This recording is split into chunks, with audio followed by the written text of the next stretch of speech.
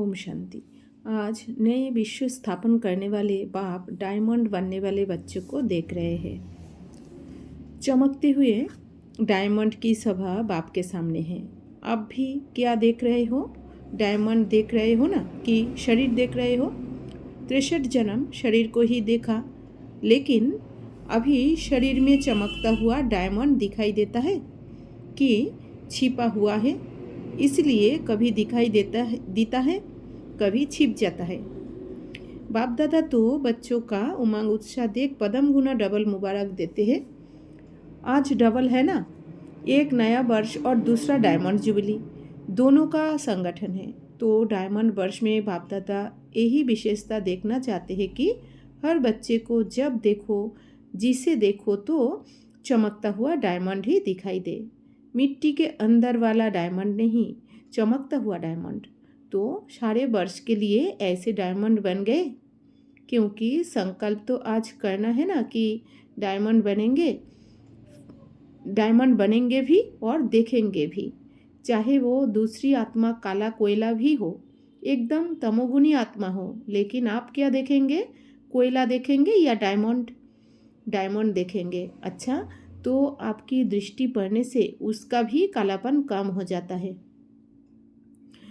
Diamond jubilee में यही सेवा करनी है ना। अमृत वेले से लेकर रात तक जितनों के भी संबंध संपर्क में आओ तो डायमंड देखना है। इस वर्ष में बाप दादा की विशेष यही सभी बच्चों के प्रति शुभ आशा कहो व श्रेष्ठ श्रीमत कहो कि डायमंड के बिना और कुछ नहीं बनना है। कुछ भी हो जाए, डायमंड में दाग नहीं लगाना। अगर किसी भी विघ्नवश हो गए या स्वभाव के वश हो गए तो दाग लग गया। विघ्न तो आने चाहिए ना। विघ्न विनाशक टाइटल है तो विघ्न आएंगे तब तो विनाश होंगे। अगर कोई विजयी कहे कि दुश्मन नहीं आवे लेकिन मैं विजयी हूँ, तो कोई मानेगा नहीं। तो विघ्न तो आएंगे, चाहे प्रकृति के, चाहे आत्माओं के, चाहे अनेक प्रकार की परिस्थितियों के विघ्न आए, लेकिन आप डायमंड ऐसे पावरफुल हो जो दाग का प्रभाव नहीं पड़े। ये हो सकता है। बाप दादा इस वर्ष में सभी को चलता फिरता फरिश्ता देखना चाहते हैं। कोई कहते हैं कि आत्मा को देखने की कोशिश तो करते हैं, लेकिन आत्मा बहुत छोटी बिंदी है ना, तो शरीर दिखाई देता है। तो बाप दादा कहते हैं चलो, बिंदी खिसक जाती है, लेकिन फरिश्ता रूप तो लंबा चौड़ा शरीर है, वो तो बिंदी नहीं है ना। फरिश्ता माना लाइट का आकार। तो फरिश्ते स्वरूप में स्थित होकर हर कर्म करो। ऐसा नहीं है कि फरिश्ता रूप में कर्म नहीं कर सकते हो कि साकार चाहिए, क्योंकि साकार शरीर से बहुत जन्मों का प्यार है। तो भूलना चाहते हैं लेकिन भूल नहीं पाते। तो बाप कहते हैं अच्छा, अगर आपको शरीर को ही देखने की आदत पड़ गई है तो कोई हर्जा नहीं। अभी लाइट का शरीर देखो, शरीर ही चाहिए तो फरिश्ता भी शरीरधारी है। और आप सभी कहते भी हो कि शिव बाबा और ब्रह्मा बाबा से बहुत प्यार है। तो प्यार का अर्थ है समान बनना। तो जैसे ब्रह्मा बाबा फरिश्ता रूप है, ऐसे ब्रह्मा बाप समान फरिश्ता स्वरूप में स्थित होकर हर कर्म करो। क्योंकि जब डायमंड जुबिली मना रहे हो, स्थापना के 60 वर्ष संपन्न हुए, तो विशेष स्थापना के निमित्त शिव बाप तो है, लेकिन निमित्त ब्रह्मा बाबा बना। आप भी आपने को शिव कुमार और शिव कुमारी नहीं कहते हो, ब्रह्मा कुमार ब्रह्मा कुमारी कहते हो। देखो, किसी को भी गिफ्ट दी जाती है तो देखा जाता है इसको क्या पसंद है। देखते हैं कि ये पसंद करेगा या नहीं करेगा।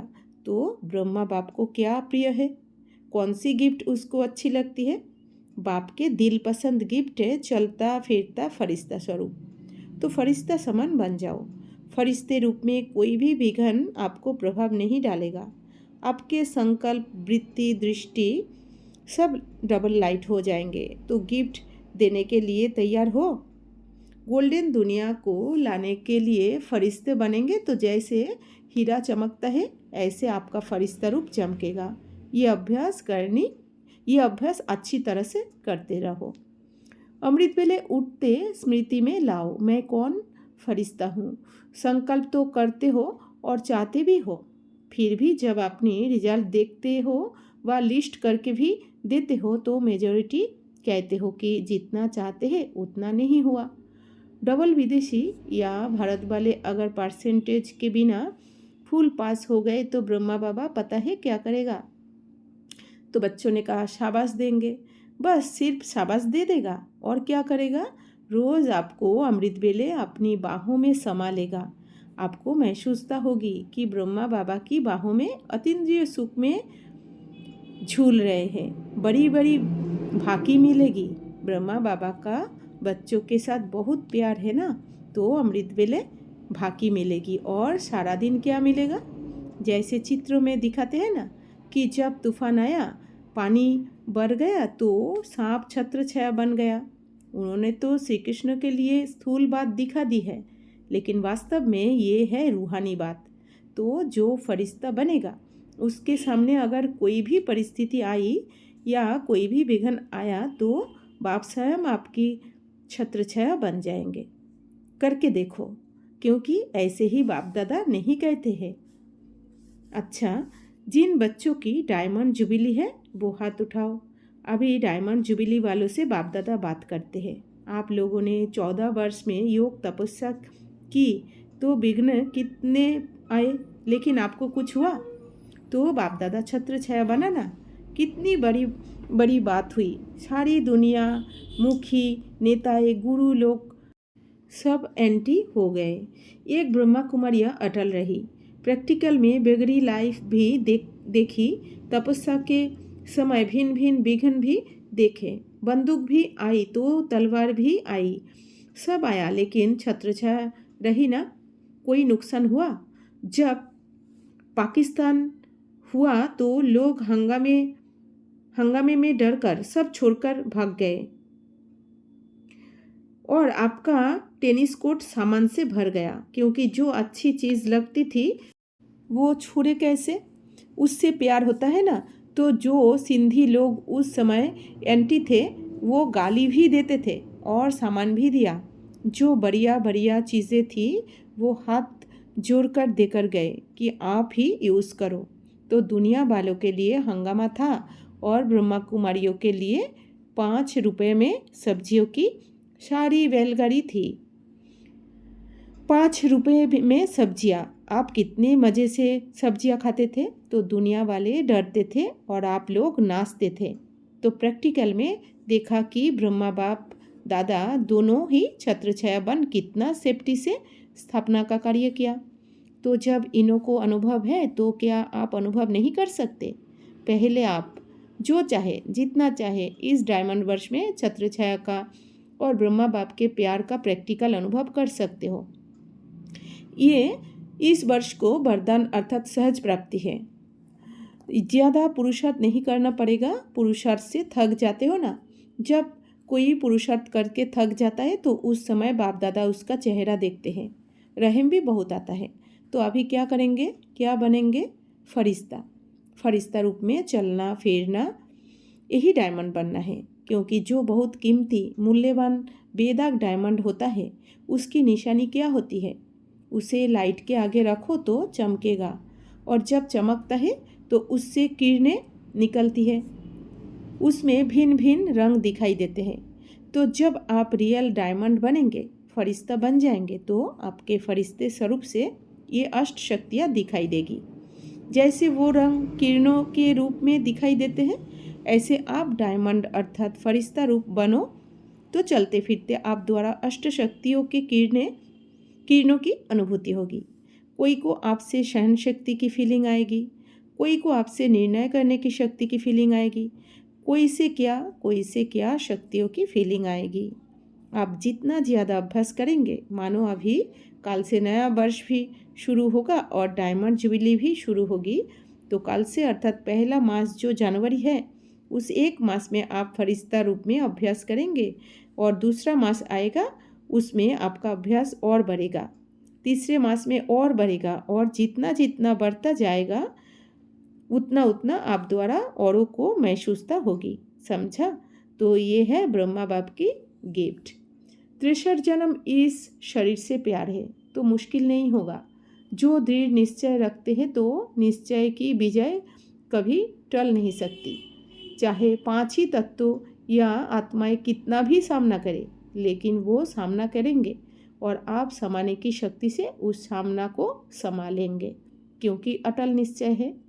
ये 60 वर्ष जो स्थापना के चले, इसमें भी आदि से कमाल ब्रह्मा बाप और अनन्य बच्चों का रहा। कभी निश्चय में हलचल नहीं हुई, विजय हुई पड़ी है। यही बोल सदा ब्रह्मा बाप के रहे। तो आज विशेष ब्रह्मा बाप ने सभी बच्चों को विशेष मुबारक और बहुत बहुत प्यार दिया। जितने भी हो, चाहे 4 लाख हो चाहे 14 लाख हो, लेकिन ब्रह्मा बाप की भुजाएं इतनी बड़ी है जो 14 लाख भी एक साथ भुजाओं में समा सकते हैं। इसीलिए परमात्मा का भक्ति मार्ग में विराट रूप दिखाते हैं, जिसमें सब समाये हुए हैं। तो सभी ब्रह्मा बाप की भुजाओं में समाये हुए हो।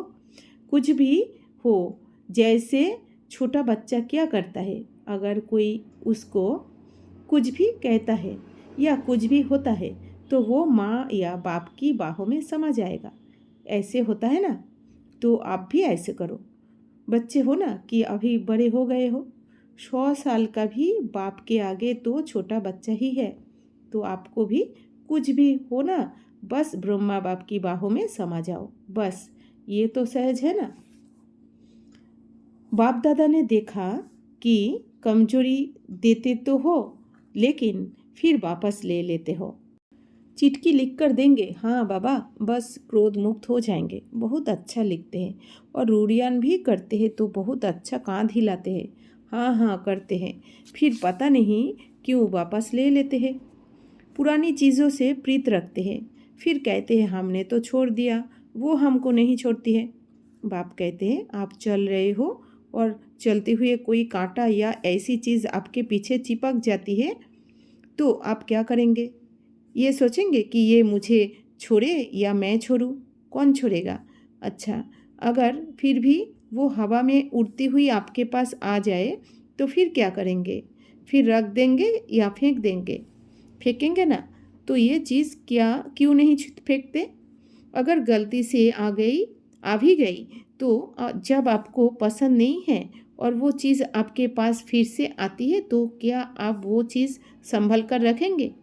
कोई भी किसको गलती से भी अगर कोई ख़राब चीज़ दे देवे तो क्या उसे अलमारी में सजा कर रखेंगे? फेंक देंगे ना। उसकी फिर से शक्ल भी नहीं दिखाई दे, ऐसे फेंकेंगे। तो ये फिर क्यों वापस लेते हो? बाप दादा की ये श्रीमत है क्या कि वापस लो? फिर क्यों लेते हो? वो तो वापस आएगी, क्योंकि उसका आपसे प्यार है, लेकिन आपका प्यार नहीं है। तो अभी जब वर्ष 5000 वर्ष के लिए विदाई लेता है, तो आप कम से कम ये छोटा सा ब्राह्मण जन्म, एक ही जन्म है, ज़्यादा नहीं है, एक ही है, और उसमें भी कल का भरोसा नहीं। तो वो 5000 की विदाई लेता है, तो आप कम से कम एक जन्म के लिए तो विदाई दो। लेकिन जिस समय वो वापस आती है तो सोचते हो बड़ा मुश्किल लगता है, छूटता ही नहीं है, क्या करे? छोड़ो तो छूटे, वो नहीं छूटेगा। आप छोड़ो तो छूटेगा, क्योंकि आपने उनसे प्यार बहुत कर लिया है। वो तो नहीं छोड़ेगा, आपको छोड़ना पड़ेगा। बाप दादा को भी बहुत अच्छी अच्छी बातें कहते हैं। बाबा आप फिक्र नहीं करो, 2000 में पूरा हो जाएगा, अभी थोड़ा थोड़ा। लेकिन 2000 की डेट तो बाप ने दी नहीं है। तो ऐसे ना हो कि आप 2000 का इंतज़ार करते रहो और नई दुनिया का इंतज़ाम पहले से हो जाए। इसीलिए अलबेले मत बनना, रिवाइज़ करो, बार बार रिवाइज़ करो। क्यों भूल जाते हो? जब कोई काम शुरू करते हो ना, तो बहुत अच्छा सोचते हो, मैं आत्मा हूँ, मैं आत्मा हूँ, ये भी आत्मा है, आत्मा शरीर से ये काम करा रही है। शुरू ऐसे करते हो, लेकिन काम करते करते आत्मा मर्ज हो जाती है। अब जो काम करते हो उसमें हाथ तो चलता ही है, लेकिन मन बुद्धि सहित अपने को बिजी कर देते हो। भल बॉडी कॉन्शस कम होते हो, लेकिन एक्शन कॉन्शस ज़्यादा हो जाते हो। फिर कहते हो बाबा मेरे से कुछ गलती नहीं हुई, मैंने किसको कुछ नहीं कहा।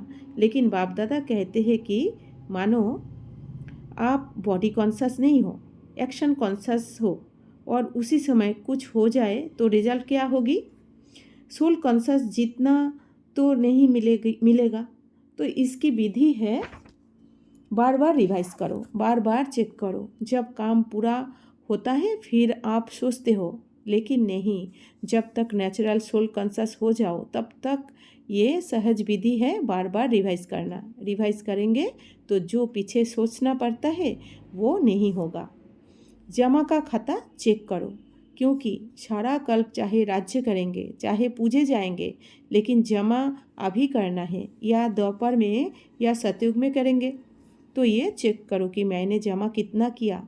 कम से कम इतना तो जमा करो जो 21 जन्म रॉयल फैमिली में प्रारब्ध भोगते रहो।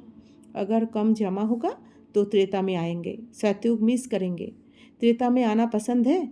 सारा पहला सुख तो सूर्यवंशी ले लेंगे, चंद्रवंशियों को बाद में बचा हुआ मिलेगा। तो जमा का खाता चेक करो। सारे दिन में ज़्यादा से ज़्यादा जमा हो तो सहज ही आप निर्विघ्न हो ही जाएंगे और फरिश्ते रूप में स्थित हो जाएंगे। तो विधि क्या हुई? हर घंटे रिवाइज करो। बाप दादा को हंसी आती है कि क्या अगर एक ने ठोकर खाई तो उसको देखकर आप अलबेलेपन में आकर ठोकर खाते हो। ये समझदारी है? तो ये अलबेलापन का पश्चाताप बहुत बहुत बहुत बड़ा है।